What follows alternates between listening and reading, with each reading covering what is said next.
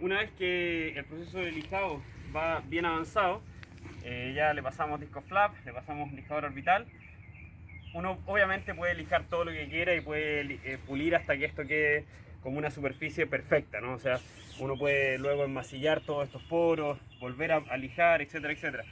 Eso ya simplemente es un problema de cuánto tiempo le quiere uno dedicar al proyecto y de cuál es el acabado que uno busca. En este caso nosotros no queremos un acabado perfecto porque de hecho luego, una vez que pintemos esto con gel coat, vamos a ponerle estos cabos gruesos alrededor de la borda para que actúen de defensas del bote, ¿no es cierto? Va a ir enrollado por el borde del bote, entonces no necesitamos que este borde quede perfectamente pulido, que quede perfectamente brillante, etcétera, etcétera. Pero sí necesitamos un nivel de acabado aceptable, digamos, y para eso, una vez que uno ha terminado de lijar con la lijadora, con el disco flap y con la lijadora de banda, puede lijar, es recomendable lijar con un taco de madera, y el taco de madera, ¿no es cierto?, va sacando todas las zonas que sobresalen, ¿no? Entonces el taco de madera pasa y va ayudando a hacer que el resultado final sea más parejo. Es una forma, digamos, automática de detectar todas las zonas que sobresalen de la continuidad de la forma.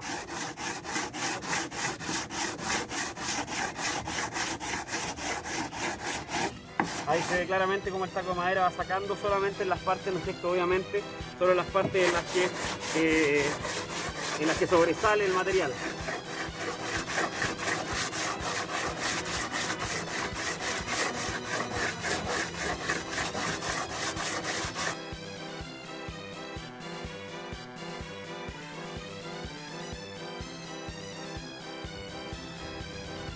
Ahora tenemos el borde semi lijado, ¿no es cierto? Está casi listo esta parte del trabajo, y lo que vamos a hacer ahora es cortar, ¿no es cierto?, todos los excedentes de la laminación que hicimos que cayeron hacia abajo.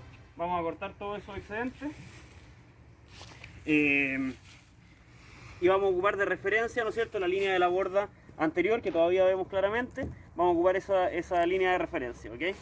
Y vamos a ir cortando todo el borde del bote con un disco de corte en el esmeril angular.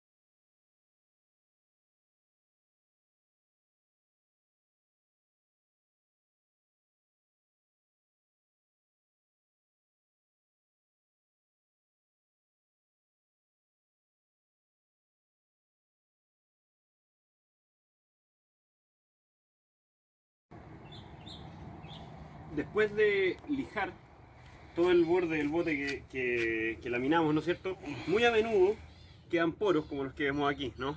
No sé si se pueden acercar con la cámara. Aquí, por ejemplo, quedan pequeñas burbujas, quedan poros, quedan detalles que uno, si quiere un acabado realmente bueno, tiene que, acá por ejemplo, ¿no es cierto?, ahí hay otro set de poros y detalles.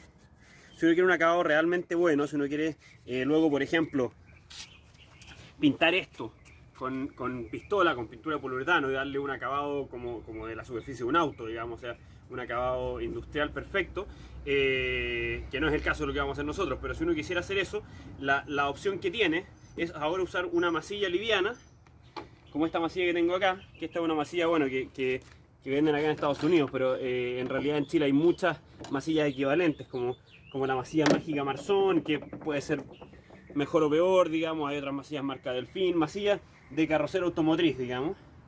Y con esta masilla, con estas masillas livianas, uno las puede utilizar para llenar poros de este tipo o para solucionar este tipo de imperfecciones, ¿no? Las masillas estas tienen habitualmente un reactivo como una cremita, que uno lo mezcla y mezcla una cantidad bastante generosa del reactivo, así que va a secar bastante rápido.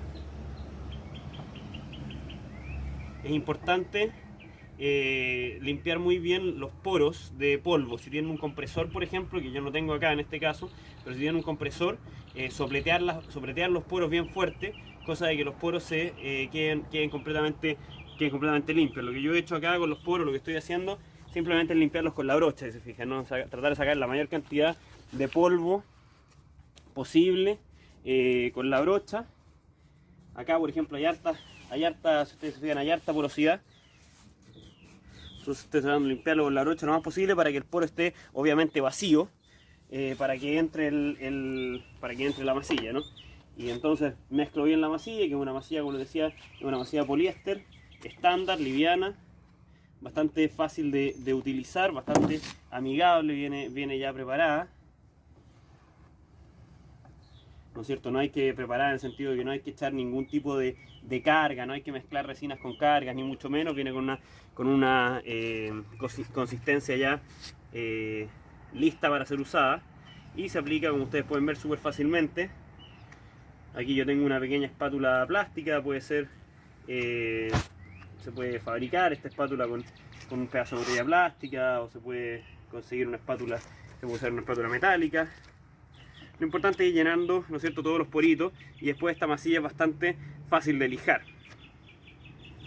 Son masillas que están hechas para esto, y los poros más pequeños después también existen masillas de carrocero, que son en general de un solo componente, no tienen reacción química, y que son más suaves todavía, es así que ya la consistencia es casi como una crema muy fina, como una pasta de diente muy fina, y permite tapar ya los últimos poros, los poros más difíciles. Si ustedes se fijan, ahí ya está endureciéndose la masilla. Ahí ya se endureció y le eché, en este caso, le eché mucho reactivo. Y en realidad a mí me interesa solamente dar un ejemplo. Lo hice reaccionar muy rápido para que ahora yo lo pueda lijar rápido y les pueda mostrar el acabado final. Y en realidad lo que vamos a hacer con lo que queda del resto del trabajo, lo vamos a pintar con gel coat, pero no vamos a tapar todos los poros como si podríamos hacerlo si fuésemos a pintar por ejemplo, con pistola, con aire comprimido, ¿no es cierto? Aquí simplemente esto yo lo hice en una zona puntual para mostrarles como un desarrollo extra que ustedes podrían hacer si quisieran realmente dejar un acabado impecable. Ahora en un ratito más, cuando ya se termine de secar esto completamente, lo vamos a lijar. Y ya les vamos a mostrar, ¿no es cierto?, el proceso final, que es el proceso de pintura con gel coat de toda la borda del bote.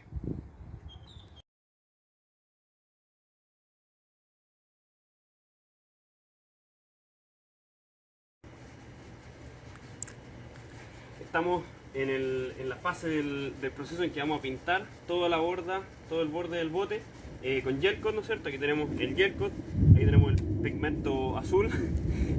Eso, nos movimos a este rincón bajo techo porque eso que se escucha son truenos. Estamos preparando todo y venía la tormenta, así que nos venimos a meter aquí a un techito, debajo de un techito, a ver si podemos protegernos de la lluvia. Obviamente esto es menos que ideal, ¿no? O sea, uno tiene que tratar de trabajar con materiales compuestos, con resinas, con pintura, en ambientes que sean secos, en ambientes que sean no tan calurosos y en ambientes en que por supuesto no esté lloviendo. Acá en Florida es húmedo, extremadamente caluroso y llueve la mitad del tiempo, entonces es bastante complicado. Si uno no tiene un galpón cerrado y con temperatura controlada, es bastante complicado desarrollar este tipo de cosas, pero hasta ahora todos los procesos han ido más o menos bien y yo creo que este no va a ser la excepción. Así que tenemos el bote aquí, ¿no es cierto? Ya tenemos la cinta por dentro, tenemos los rodillos de fibra sintética corta, tenemos las bandejas para poner el gel coat, tenemos el gel coat acá, el pigmento azul, tenemos también, ¿no es cierto?, el peróxido mec para hacer reaccionar el gel coat, y tenemos el agente S o solución de cera que va a dar un acabado que se puede lijar en el gel coat. En el fondo esa cera nos va a impedir que el gel coat se vuelva un material pastoso, que sea muy difícil de lijar después. Vamos a preparar 200 ml de gel coat, que hasta por ahí más o menos. Este es gel coat blanco. Vamos a probar 200, vamos a probar 300 para tener por último, si sobra no es tan grave, pero por lo menos vamos a tener un excedente. Este gel coat blanco que vamos a preparar con un pigmento azul que está aquí, ¿no es cierto? Este pigmento es el que nos va a permitir darle el color que queremos. Esto es obviamente a gusto, o sea, uno tiene que obtener el nivel de azul que quiera.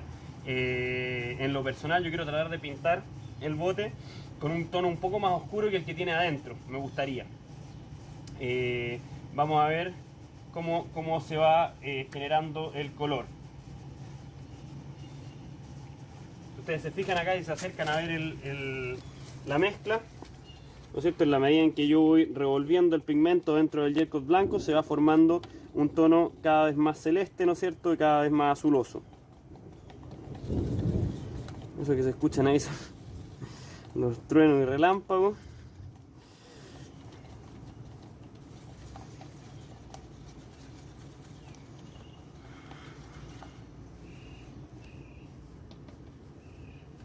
Vamos a comparar el color con el color que tiene el bote adentro. Acérquense a mirar un poquitito. Tenemos un color que es un tono un poco distinto. Un poquito más blancuzco todavía. Podemos agregar más azul.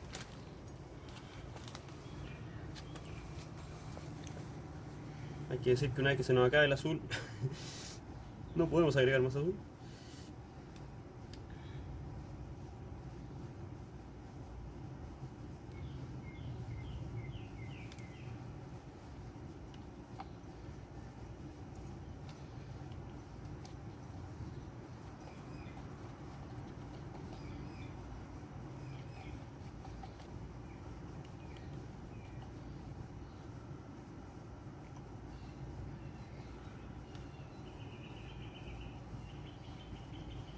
Ahí ya le estamos echando todo el azul nomás.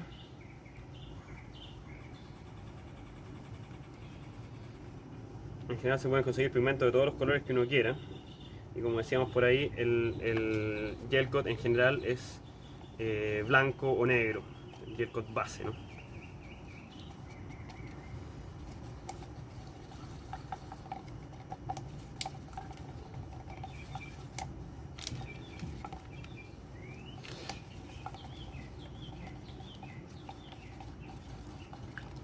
Ahí gana un poquitito más de profundidad del azul, un tono un poquito más agradable, menos blanco.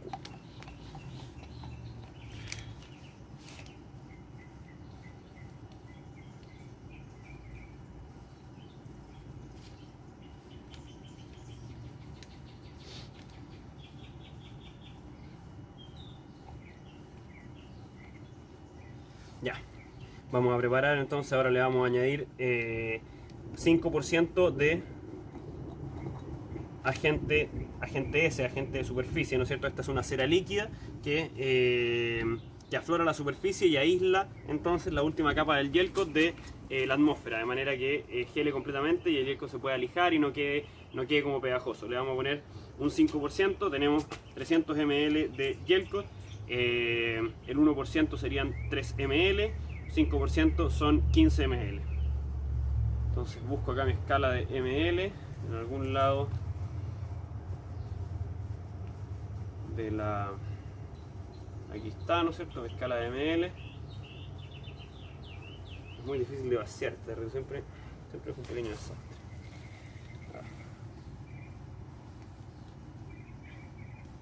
Si tienen ustedes una jeringa, lo ideal es tener una jeringa en realidad para hacer esto, sobre todo si tienen tarritos como ese que no son muy amigables. Ahí tenemos los 15 ml, ¿no es cierto?, que constituyen el 5%.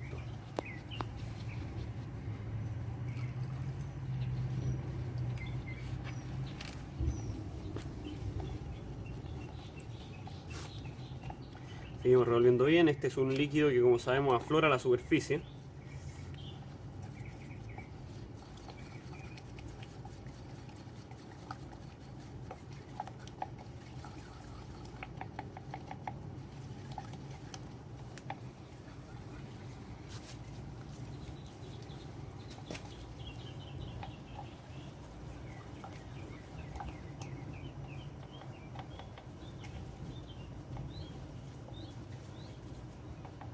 Y ahora vamos a echar un 2% de peróxido MEG para iniciar la reacción. 2% entonces, de 300 ml, el 1% son 3 ml, 2% son 6 ml.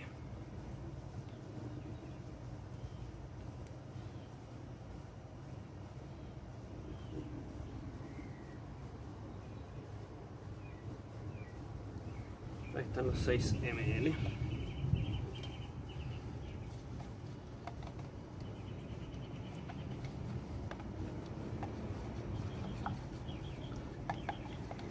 Recordamos que el gel coat es esencialmente resina poliéster con una carga, con pigmento. La carga es habitualmente dióxido de titanio, que es un polvo blanco que genera el tono blanco en el gel coat.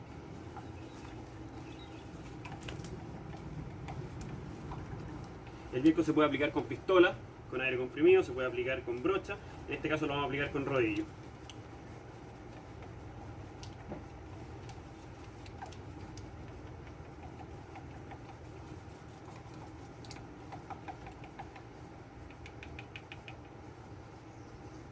Ok. Bien revuelto ahí.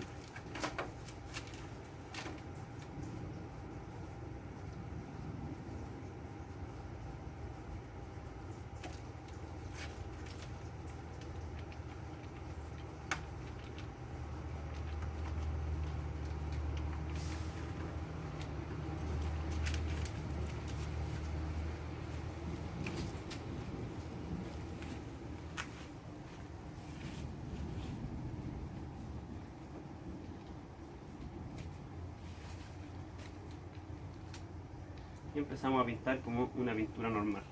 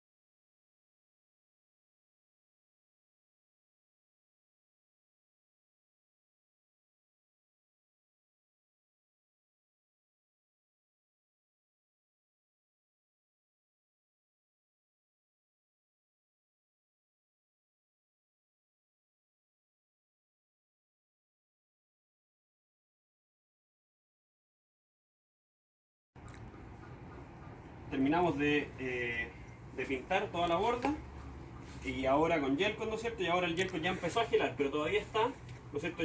Empezamos a pintar hace como 15 minutos o algo así. Y el gel coat está gelando, no se ha terminado de secar todavía. Y es bueno si uno puede sacar el tape, sacar la cinta de enmascarar, sacarla antes de que el gel coat se cure completamente, porque así es más fácil de extraer. Cuando el gel coat todavía no está completamente curado, cuando está un poco, cuando está en estado de gel todavía, es más fácil sacar la cinta ahí. Si no, como el gel coat es resina y se seca duro, cuesta un poco más sacarla. Entonces eso se lo recomiendo cuando estén pintando con gel coat. Si pueden, ¿no es cierto?, traten siempre de sacar el gel coat antes de que se termine de gelar completamente el material. Ahora nosotros ya estamos listos aquí con la pintura de la borda. Vamos a esperar que esto se seque bien, ¿no es cierto?, para cortar finalmente el flange interior y ya poner la pieza de madera en el centro de la caja bolsa.